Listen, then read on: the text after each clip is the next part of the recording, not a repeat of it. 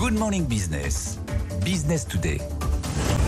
Et ils sont verts, ils sont gros, ils vous emmènent de plus en plus loin. Ce sont les Flixbus, 230 destinations désormais. C'est le plus grand réseau européen de bus longue distance. C'est une entreprise allemande, Flixbus. Mais on va bien sûr regarder l'activité sur la France. Charles Billard, bonjour, vous êtes le porte-parole de Flixbus. Bonjour. Est-ce que le rush est passé là où on attend encore des grosses montées dans les bus ? Alors, le plus haut pic est passé, c'était évidemment vendredi et samedi dernier, j'en partais en vacances pour Noël. En revanche, toute la période des vacances est quand même très chargée pour nous. Il y a encore les retours à faire aussi début janvier. Donc on est vraiment dans la haute saison. Alors sur l'année, vous avez enregistré une croissance de plus de 20% en France par rapport à l'année dernière. Si on regarde les vacances de Noël spécifiquement, l'année dernière, il y avait cette fameuse grève qui a empêché une partie des gens de prendre le train à Noël. On n'a pas eu de grève cette année. Est-ce que ça s'est bien passé quand même ? Ça s'est quand même bien passé. Alors on n'a pas bénéficié effectivement des mêmes circonstances que l'année dernière. Néanmoins, on continue à voir cet engouement des Français pour le bus, pour le voyage longue distance en autocar. Et donc ça se confirme et on est encore mieux que l'année dernière sur la période de vacances, même sans grève. Il a failli y avoir une grève Eurostar, mais elle n'a pas vraiment... elle a eu lieu une journée. Mais quand même, est-ce que cet aspect avec Getlink, on en a beaucoup parlé à BFM Business, bon, ça a duré une journée, mais quand même, il y a cet aspect stress désormais sur le train et sur l'avion. Est-ce que du coup, le fait d'avoir ces bus en société privée qui fonctionnent quand même assez bien, il y a ce côté un peu rassurant désormais du bus ? Absolument. Donc, on constate ça. Les gens nous considèrent parfois comme une solution assez fiable. Donc c'est un backup pour eux de réserver chez nous. Quand il y a un soupçon de grève comme il y a pu avoir avec Getlink, ils se ruent sur notre site internet. Mais ça fait partie de votre promo aussi, parce qu'avec Getlink direct, vous avez dit nous on met les bus sur les bateaux, on y va quoi. Exactement. C'est le cas, ouais, tout à fait. Nous on continue à servir, on continue à opérer quoi qu'il arrive dans toutes les circonstances. Et là on a de la chance, c'est vrai qu'on voyage beaucoup sur la Manche par le ferry, donc on était beaucoup moins impactés. Flixbus, c'est une boîte allemande, mais il y a donc les développements de ces lignes à partir de la France. On estime franchement qu'avec un bus, on peut faire combien de kilomètres ? Il y a un maximum qui est plus ingérable par le consommateur. À un moment donné, c'est trop loin. Alors, il n'y a pas de maximum. Les consommateurs font évidemment ce qu'ils veulent. La plus longue ligne directe, donc sans changer de bus, va de Bordeaux à Bucarest. Ça fait plus de 3000 km. Donc, ça existe, des gens qui font ça.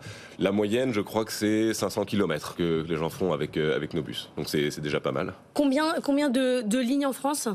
Je ne sais pas exactement combien de lignes en France, mais ouais, vous l'avez dit tout à l'heure, 230 destinations. 230 destinations en France. Oui, 230 destinations en France. Oui, c'est même moi qui l'ai dit. Je sais plus ce que ça représente une centaine de lignes environ en France. Et en termes d'ouverture, là, vous remarquez que les hubs évoluent parce qu'au départ, c'est Paris jusqu'à d'autres destinations. Là, vous avez des Lyon, Turin, Milan. Enfin, ça commence à s'ouvrir. Vous parliez de Bordeaux, Bucarest. Ouais, absolument. Alors, sa spécificité française, c'est toujours Paris. Mais oui, on voit que les grandes villes commencent à s'ouvrir aussi, à s'ouvrir au quart. Et desservent beaucoup les liaisons internationales. Donc vous le disiez, Lyon vers l'Italie, Toulouse, Bordeaux vers l'Espagne, Paris-Lille vers le Benelux et le Royaume-Uni. Donc oui, on a plusieurs grands hubs comme ça en France qui marchent très très bien. En termes de prix, on est par rapport au train en termes de quelle fourchette de compétitivité ? Vu que le train est de plus en plus cher. C'est la grande question. Moi j'ai regardé en tout cas sur les trajets du 23 décembre, du samedi 23. On était. Donc ça coûtait bien cher. Ouais, ça coûtait bien cher en train. Vous voir, il y avait plus de billets et nous on était quand même là où il restait des tickets 2 fois moins cher. Donc voilà, je crois que la SNCF annonce alors modulo toutes les cartes et tout ça 45 € de moyenne sur l'année. Nous on est plutôt aux alentours de 18 € en moyenne sur l'année sur nos billets pour trajet domestique. Est-ce que vous réfléchissez, alors c'est moins parce que vous êtes opérateur, vous fabriquez pas les bus évidemment, mais est-ce que vous réfléchissez à l'évolution du transport, à l'électrification, à l'hydrogène, à l'équipement des bus Flixbus ? Absolument, on réfléchit à toutes les solutions possibles pour verdir notre flotte sans mauvais jeu de mots. Ça passera par tout ce que vous avez dit, c'est l'électrification, mais c'est aussi les biocarburants, c'est l'hydrogène qui devrait arriver d'ici quelques années. Voilà, il y a des contraintes spécifiques pour notre activité, des cars longue distance, des bus qui sont sans cesse sur la route, qui font des allers-retours.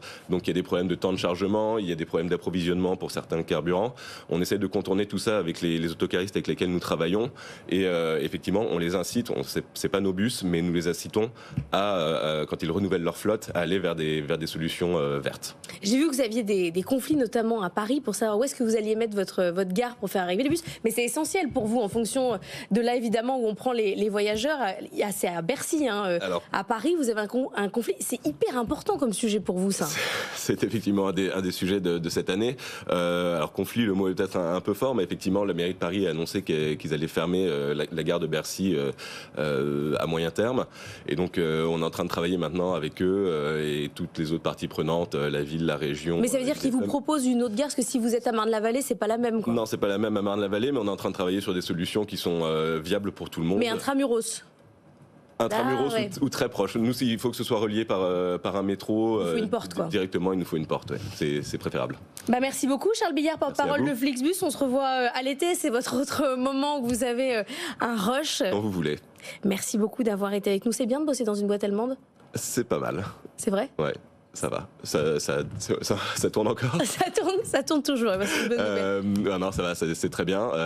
Écoutez, c'est des gens très sympathiques et voilà, très rigoureux aussi. Et on est content de bosser pour eux. Ça tourne bien et ça permet que la boîte soit bien gérée. La boîte a 10 ans et pour une boîte de mobilité qui ne reçoit aucune subvention, on est au top. Aucune subvention, petite pique en fin de temps. Merci beaucoup d'avoir été avec nous.